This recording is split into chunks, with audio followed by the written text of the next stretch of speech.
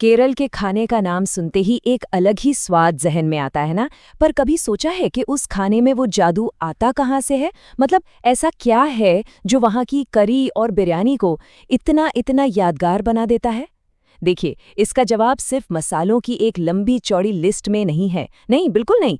राज तो छिपा है उन्हें इस्तेमाल करने की कला में। तो आज हम स्वाद बनाने के इसी कमाल के तरीके को समझने की कोशिश करेंगे।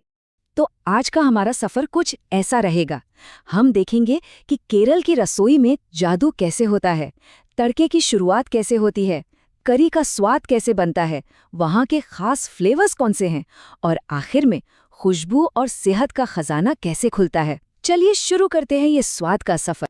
पहला पड़ाव है केरल की रसोई का जादू। तो सवाल वही है कि आखिर केरल के खाने के इस जादू का राज है क्या? क्या ये सिर्फ बहुत सारे मसाले डाल देना है? नहीं, ऐसा बिल्कुल नहीं है। असली राज है मसालों को परत दर परत इस्तेमाल करने की कला। मतलब एक लेयरिंग की जाती है और हर मसाले का अपना एक खास काम होता है, एक खास मकसद। चलिए इस पूरी प्रक्रिया को जरा और करीब से समझते हैं। तो किसी भी कहानी की एक शुरुआत होती है ना। केरल के खाने में स्वाद की कहानी वो हमेशा तड़के से शुरू होती है। ये सबसे पहला और कह सकते हैं कि सबसे जरूरी कदम है। देखिए, केरल का जो क्लासिक तड़का है वो बहुत ही सिंपल है। सबसे पहले नारियल का तेल गरम होता है, फिर उसमें चटकती है राई, जिसे वहाँ कड़ुकू कहते हैं, और फिर आखिर में आते हैं करी पत्ते और सूखी लाल मिर्च। बस इनकी खुशबू जैसे ही तेल में घुलती है, स्वाद की पहली परत तैयार हो जाती है। तो ये तीन चीजें ये तड़के की नींव है, इसका बेस है। कड़ुकू यानी राई, इसके बिना तो केरल में कोई तड़का शुरू ही नहीं होता। फिर है करी विप्पिला यानी करी पत्ता, जिसकी खुशबू, और आखिर में वत्तल मुलुकू मतलब सूखी लाल मिर्च, जो तीखापन और एक अलग ही फ्लेवर देती है। अच्छा, तड़का तो लग गया। अब इसके बाद बारी आती है उन मसालों की जो असल में किसी भी डिश की जान होते हैं, मतलब जो करी का मेन फ्लेवर उसका आधार बनाते हैं। हाँ, तो ये है करी के असली वर्कहॉर्स, मतलब ये वो मसाले हैं जो सबसे ज्यादा काम करते हैं। जीराकम यानी जीरा, सांभर, रसम, हर करी का बेस है। मंजिल यानी हल्दी, रंग तो देती ही है, सेहत के लिए भी कमाल है। फिर आती है कुरुमकुलू, काली मिर्च, जो स्ट्यू और मीन करी को एक अलग ही किक देती है। और हाँ, उलुवा यानी मेथी दाना, ये बहुत जरूरी है, खासकर मछली करी में खट्टेपन को बैलेंस करने के लिए। और यहाँ एक बहुत ही मजेदार बात है। केरल की जो काली मिर्च है ना, कुरुमुल्कू, उसे दुनिया की सबसे खुशबूदार काली मिर्च माना जाता है। वाकई, इसका तीखापन और इसकी जो महक है वो किसी भी दूसरी काली मिर्च से कई ज्यादा तेज होती है। चलिए अब आगे बढ़ते हैं और बात करते हैं उन खास स्वादों की जो केरल के खाने की सिग्नेचर पहचान है। मतलब वो स्वाद जो कहीं और मिलना लगभग नामुमकिन है। तो मिलिए कुडमपुली से। ये केरल की फिश करी का कह सकते हैं कि सीक्रेट वेपन है।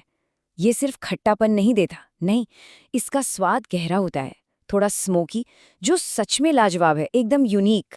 इसको ऐसे समझिए, एक तरफ नींबू या टमाटर का वो जाना पहचाना खट्टापन है जो हम सब जानते हैं, और दूसरी तरफ है कुडुमपुली का ये गहरा स्मोकी फ्लेवर। बस यही फर्क है जो केरल की फिश करी को बाकी सबसे एकदम अलग खड़ा कर देता है। इसके अलावा दो और खास चीजें हैं।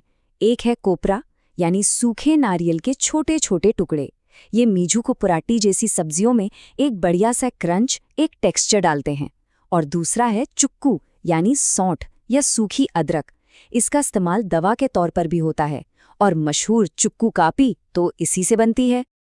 और अब हम आ गए हैं स्वाद के इस सफर की आखिरी परत पर। ये वो मसाले हैं जो खास मौक़ों पर, त्योहारों वाले खाने में अपनी खुशबू से जान डाल देते हैं। ये हैं खुशबू के असली शहंशाह। करुआ पट्टा मतलब दालचीनी बिरयानी और स्ट्यू में, इलायची यानी इलायची पायसम और स्ट्यू में, और ग्राम्बू मतलब लौंग मीट करी को एक शाही टच देती है। थक्कुलम यानी चक्रफूल, ये तो मालाबार बिरयानी की जान है। और पेरुंजीरकम यानी सौंफ, ये मछली करी का स्वाद भी बढ़ाती है और हाजमे के लिए भी अच्छी है। और यहाँ एक बहुत ही इंटरेस्टिंग फैक्ट है।